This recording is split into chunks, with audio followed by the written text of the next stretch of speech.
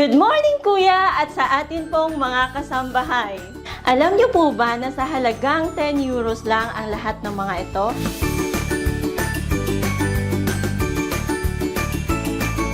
At pwede ka nang kumita ng at least 26 euros per plate. O diba? Tara, simulan na po natin ang paggawa ng egg pie.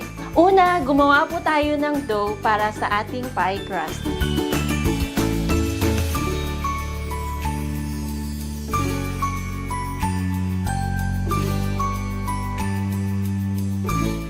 At saka hahaluin lang po muna natin.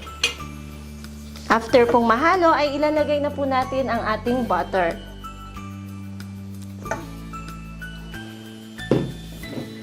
At dito po, kailangan po natin siyang kamayin.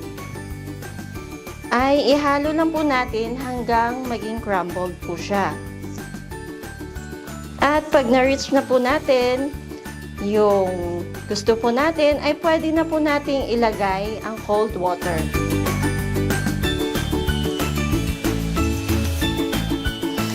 At take note, unti-untiin lang po natin ang paglagay ng cold water para sa consistency na gusto po nating ma-achieve.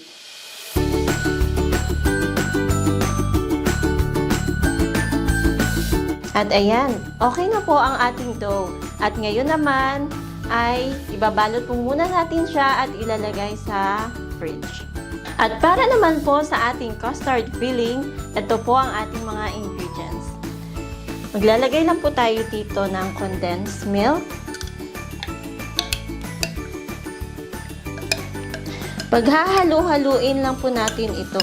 At gagamitin lang po natin ito ng whisker. At ready na po ang ating custard filling. At ngayon, atin na pong ipa-flatten ang ating dough. At ngayon, ay i-arrange natin ang flattened dough sa ating baking pan.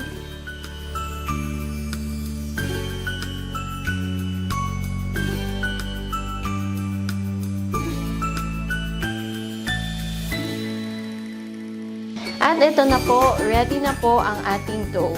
At isi-set aside lang po natin at atin naman pong i-beat ang egg white.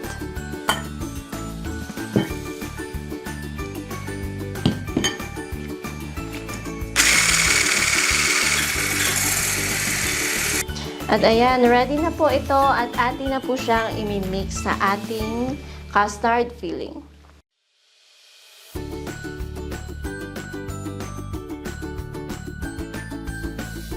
At ilalagay po natin dito sa ating dough.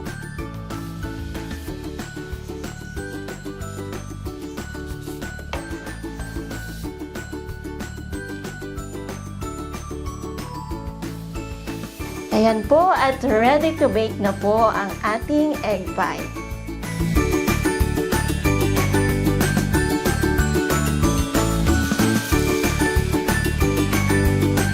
At itong isang buong plate ng ating egg pie na kung ibebenta natin ito na per slice sa halagang 3 euro per slice.